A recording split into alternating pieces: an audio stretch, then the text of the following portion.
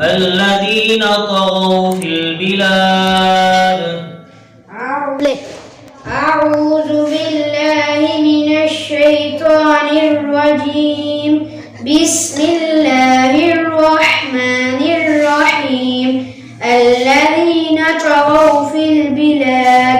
فأكثروا فيها الفساد فصب عليهم ربك صوت عذاب إن ربك لبالمرصاد فأما الإنسان إذا ما ابتلاه ربه فأكرمه ونعمه فيقول ربي أكرمن وأما إذا ما ابتلاه فقدر عليه رزقه فيقول ربي أهانن كلا بل لا تكرمون اليتيم ولا تحاضون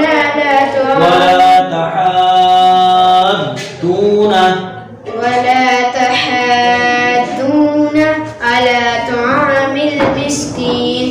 وتأكلون التراث أكلا لما وتحبون المال حبا جما كلا إذا دكت الأرض دكا دكا وجاء ربك والملك صفا صفا وجيء يومئذ بجهنم يومئذ يتذكر الإنسان وأنى له الذكرى يقول يا ليتني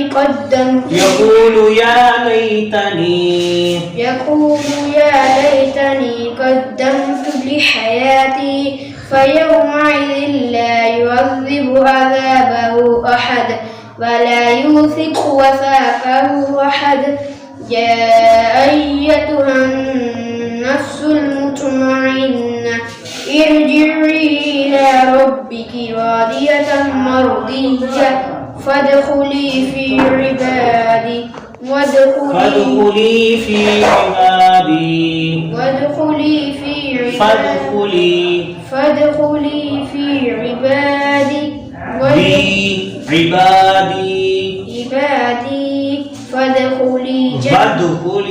فادخلي